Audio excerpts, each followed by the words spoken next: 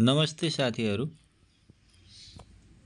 म आज तपाईहरूलाई अति नै महत्त्वपूर्ण विषयवस्तुको बारेमा जानकारी दिन गइरहेको छु र तपाईहरूले यस भिडियोलाई अन्तिमसम्म हेरेर साथ दिनुहोला र यदि भिडियो मन पर्छ भने भिडियोलाई लाइक, कमेन्ट र सेयर गरिदिनुहोला र च्यानललाई सब्स्क्राइब गरिदिनुहोला।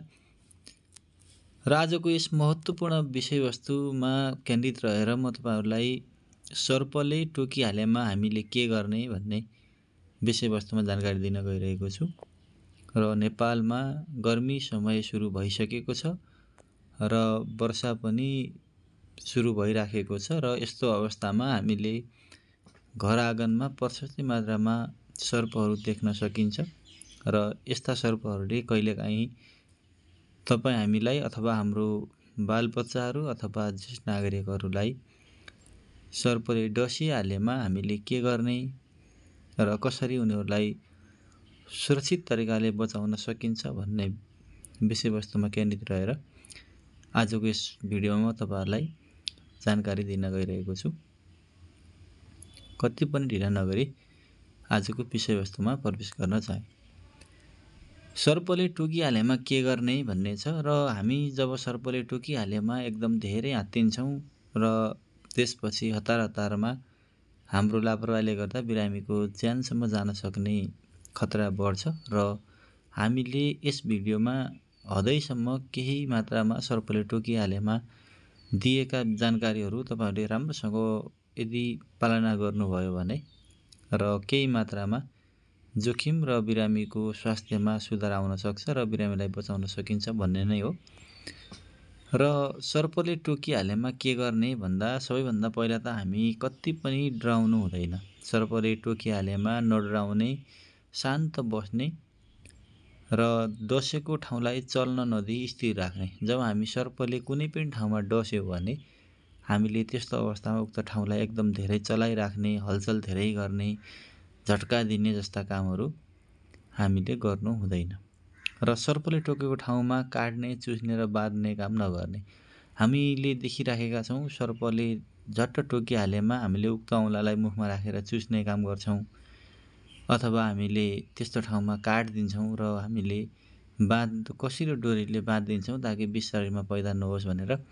त्यस्तो अवस्थामा बाँध्नु हुँदैन किनभने विषले हाम्रो रक्त सञ्चार प्रणालीमा अवरोध गरिसकेको हुन्छ र यसरी डोरीले बाँध्दाखेरि रगत प्रवाह नभएर त्यसमा क्रस सिन्ड्रोम हुने चान्स हुन्छ र त्यस्तो अवस्थामा हामीले सम्बन्धित अङ्गहरू काटेर नै फाल्नुपर्ने स्थिति आउन सक्छ र हामीले त्यस्ता क्रियाकलापहरू गर्दै नगर्ने। मलम, रासायनिक पदार्थ, तातो चिसो प्रयोग नगर्ने। जब हामीले सर्पले यदि हामीलाई टोकिहालेको खण्डमा हामीले मलम लगाउने काम अथवा रासायनिक पदार्थहरू लगाउने कामहरू र तातो चिसो प्रयोग नगर्ने। धेरै जस्तो ठाउँमा हामीले देखेका छौँ सर्पले टोकेको ठाउँमा कसैले मत्तीतेल लगाउनु पर्छ भनिराख्नु भएको हुन्छ, कसैले पेट्रोल लगाउने भनिराख्नु भएको हुन्छ। हामीले त्यस्ता क्रियाकलापहरू गर्नु हुँदैन। बिरामीको आत्मविश्वास कायम राख्ने। हाम्रो सोसाइटी कस्तो छ भने बिरामी जब भइसकेपछि आत्तिहाल्ने, अब उसलाई गाह्रो नै हुन्छ, कसरी बचाउन सकिन्छ भनेर हामीले सान्त्वना दिने ठाउँमा उसको आत्ममनोबललाई कमजोर पार्ने किसिमका गतिविधिहरू हामीले दिइराखेका हुन्छौँ र त्यस्ता गतिविधिले गर्दा बिरामी झन आत्तिएर उसको शरीरमा मुटुले रक्त सञ्चार प्रक्रियालाई छिटो पम्प गर्दै उसको शरीरमा छिटो विष फैलिन सक्ने हुन्छ र हामीले त्यतातिर जानु हुँदैन। धामी झाँक्रीतिर नलाग्ने।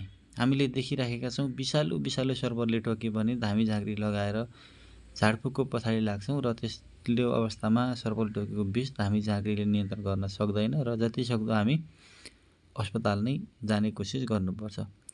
विष सोच्ने ढुङ्गाको पछि नलाग्ने। र हामीले अझै पनि कतिपय ठाउँमा देखेका छौँ ढुङ्गाले विष सोच्छ भनेर ढुङ्गाहरूले बाँधिदिने, माटो लगाएर बाँधिदिने जस्ता गतिविधिहरू पनि हामीले धेरै ठाउँमा देख्दै आइराखेका छौँ र यदि अब हामीले त्यस्ता किसिमका गतिविधिहरू गर्नु हुँदैन भन्ने किसिमका चेतनाहरू हामीले समुदायलाई दिनुपर्छ र उक्त चेतनाहरू विस्तार गर्नुपर्छ। सम्भव भएसम्म डस्ने सर्पको पहिचान गर्ने तर नमार्ने र फोटोहरू खिच्नुपर्छ। जब हामीलाई कुनै पनि सर्पले टोकिहाल्यो भने अथवा सर्पले डसिहाल्यो अथवा टोकिहालेको खण्डमा हामीले सर्पलाई झट्ट मार्नु हुँदैन र त्यो सर्प कस्तो किसिमको सर्पले टोकेको भने हामीले सर्पलाई चिन्नुपर्छ र सम्भव भएसम्म सर्पको हामीले फोटोहरू खिचेर राख्नुपर्छ। किनभने हामीले एन्टिभेनम चढाउँदाखेरि सर्पको पहिचान भएको खण्डमा हामीलाई उपचारमा थप मद्दत पुग्दछ र बिरामीको ज्यान बचाउन सकिन्छ। जति सक्दो चाँडो अस्पताल वा सर्प उपचार केन्द्रमा पुर्याउनु पर्छ। अब यसमा हामीले जति सक्दो चाँडो बिरामीलाई अस्पताल पुर्यायौँ र बिरामीले उपचार पाउन सफल भएको खण्डमा बिरामीको ज्यान बच्न सक्छ। र अझ एउटा महत्त्वपूर्ण विषयवस्तु के छ भने तपाईहरूले जब सर्पले टोकिहाल्यो भने त हामी यो नै गर्छौँ, तर सर्पले नटोक्नु पूर्व पनि हामीले हाम्रा नजिकका स्वास्थ्य केन्द्रहरूमा सर्पले टोकिहाल्यो भने उपचार कुन ठाउँमा राम्रो हुन्छ र कसरी गर्न सकिन्छ भन्ने कुराहरू पनि हामीले जानकारी राख्नुपर्छ।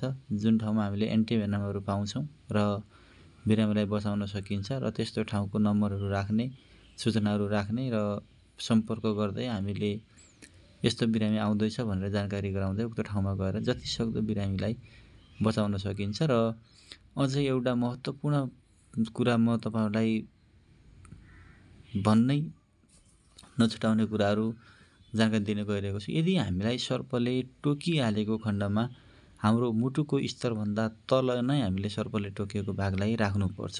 त्यस्तो भयो भने किनभने अलिकति शरीरमा विष चाहिँ ढिलो सर्न सक्छ र बिरामीलाई बचाउन सकिन्छ। हस्त साथीहरू, तपाईँहरूलाई यो भिडियो कस्तो लाग्यो र तपाईँहरूलाई यस भिडियो मन पर्छ भने च्यानललाई अवश्य माया गरिदिनु होला, ताकि आगामी दिनमा पनि म यस्तै महत्त्वपूर्ण विषयवस्तुहरू तपाईँहरूमाझ प्रस्तुत गर्ने नै छु।